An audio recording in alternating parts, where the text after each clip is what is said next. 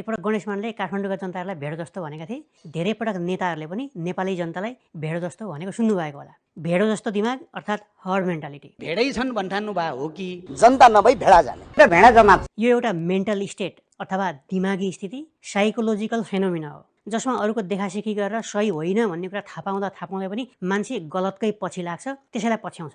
यो प्रमाणित गर्न विश्वभरिमा धेरैवटा एक्सपेरिमेन्टहरू भएका छन्, साइकोलोजिकल एक्सपेरिमेन्टहरू। आज म त्यसमध्येमा एउटा एक्सपेरिमेन्टको कुरा गर्दैछु। नेसनल जियोग्राफी च्यानलले 11 वर्ष अगाडि एउटा एक्सपेरिमेन्ट गरेको थियो जसमा एउटा बोर्डमा 3टा बेग्ला बेग्लै साइजका धर्काहरू कोरिएका थिए अनि अर्कोतिर एउटा धर्को कोरिएको थियो। त्यो एउटा धर्को यता 3वटा धर्का मध्येमा एउटा धर्कोसँग मात्रै मिल्ने गरी मिलाइएको थियो। त्यहाँ उपस्थित मानिसहरूलाई त्यो बोर्डमा 3टा धर्का जुन छन् त्यो धर्का मध्येमा यता एक्लै भएको धर्को कुन चाहिँसँग मिल्छ भनेर सोधिएको थियो। प्रश्न एकदमै सिम्पल थियो, जसले पनि मिलाउन सक्ने गरेको जवाफ आउने थियो। हेर्ने बित्तिकै जवाफ आउने ठाउँमा पनि सुरुका मानिसहरूले ए भन्ने जवाफ दिँदै गए।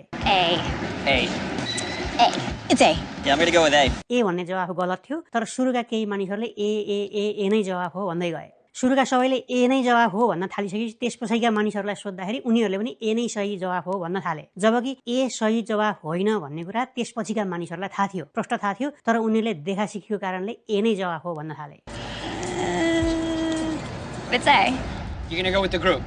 अन्त्यमा ती पछि ए भन्ने जवाफ दिने मानिसहरूलाई किन ए छानेको भनेर सोद्धाखेरि म भन्दा अगाडिका सबैले ए नै सही जवाफ हो भनेर भन्न थाले। सबैले ए भनेको हुनाले होइन म नै पो गल्ती रहेछ कि भनेर मैले पनि ए भन्ने जवाफ दिएको हो, तर ए सही जवाफ होइन भन्ने कुरा भित्र मलाई थाहा छ उनीहरूको जवाफ थियो। इन्ट्रेस्टिङ चाहिँ के थियो यो एक्सपेरिमेन्टमा भने सुरुका मानिसहरू जसले ए भन्ने जवाफ दिए ती मानिसहरू भाडाका एक्टर्सहरू थिए। उनीहरूलाई ए नै सही जवाफ हो भन्नु भनेर लगाइएको थियो। अर्थात् सुरुका केही मानिसहरूलाई पैसा दिएर ए नै हो भन्नु भनेर लगाइएको थियो। त्यसपछिका मानिसहरू साधारण जनता थिए, स्वस्फूर्त, तर उनीहरूले अगाडिकै मान्छेले ए भनेको हुनाले त्यही नै सही जवाफ होला भन्दै ए भन्दै गए। हाम्रो समाजमा पनि हामीले वरिपरि देखेका मान्छेहरू यही बिमारीले जकडिएका त छैनन्। अहिले चुनावको स्थिति हेर्दाखेरि धेरै मान्छेहरू यो बिमारीबाट जकडिएका छन् कि जस्तो लाग्छ। तपाईँहरूलाई कस्तो लाग्छ?